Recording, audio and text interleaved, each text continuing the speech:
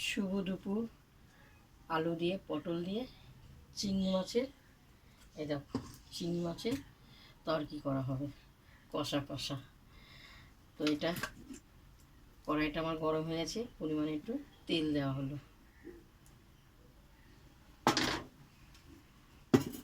তেলটা একটু গরম হবে, কড়া গরম। তো আমার তেলটা গরম হয়েছে, বুঝতে তো পারছো। ধুয়ে উঠছে, আমি পটলগুলো লাল লাল করে ভাজবো।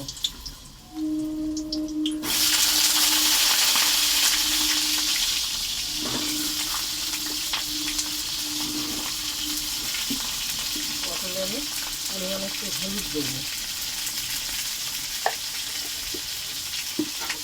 দিয়ে লাল লাল করে ভাজবো।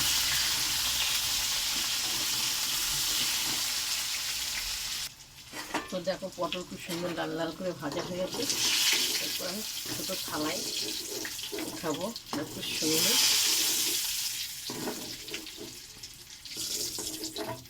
আর তেল দেওয়া হলো না, অনেক তেল দেওয়া আছে। পটলগুলো খুব সুন্দর লাল লাল করে ভাজা হয়েছে। তো আমি তেজপাতা দেওয়া হলো, তো জিরে ফোড়ন দেওয়া হলো। তো তেজপাতা জিরে ফোড়ন দেওয়া হলো, লাল লাল করে আমি আলুটা ভাজবো।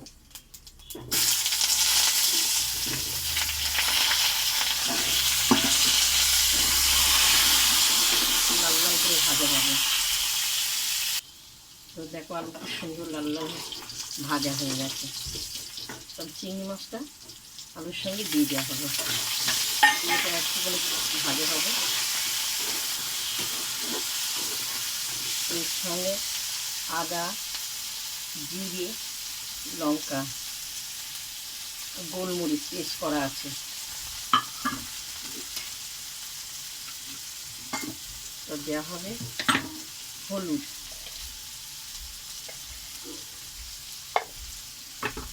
পরিমাণে নুন। এটা ভালো করে কষাবো।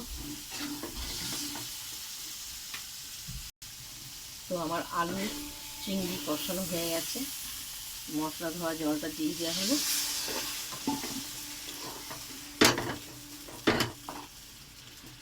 তো আমি এক পরিমাণে একটু জল দেবো, কারণ একটু আলু সিদ্ধ হবে। এই পটলগুলো ভাজা আছে, দিয়ে দেওয়া হলো। দেখো এখানে 500 পটল, কি বলবে 80 টাকা করে পটলের কেজি, বুঝতে পেরেছো? খেতে তো হবে, যতই দাম হোক। সব কিছু সবজির দাম বেড়ে গেছে, তাই ফুটবে। তো দেখো আমার খুব সুন্দর পটল তরকারিটা হয়ে গেছে। একটু গামাকা গামাকা রাখা হবে। তো আলু ভেঙে দেবো, আলুটা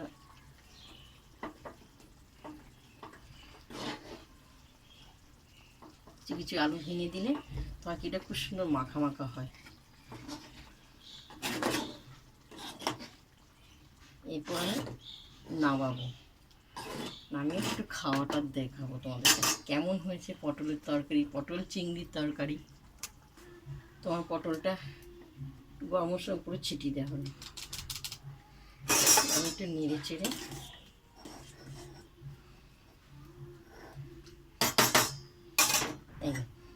খুব সুন্দর হয়েছে। এরপর আমি একটু খাবো।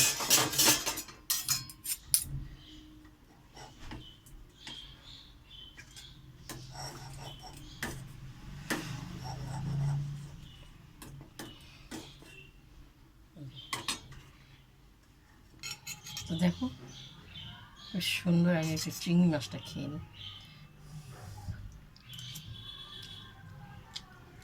ব্যাপক ব্যাপক হয়েছে, বলবার মতন না।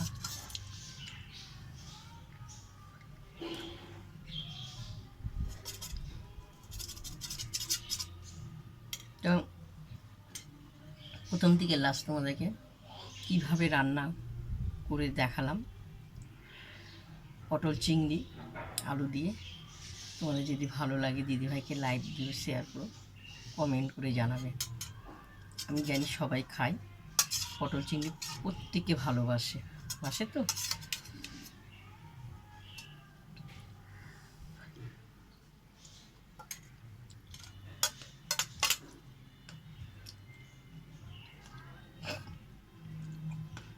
শুভ দুপুর।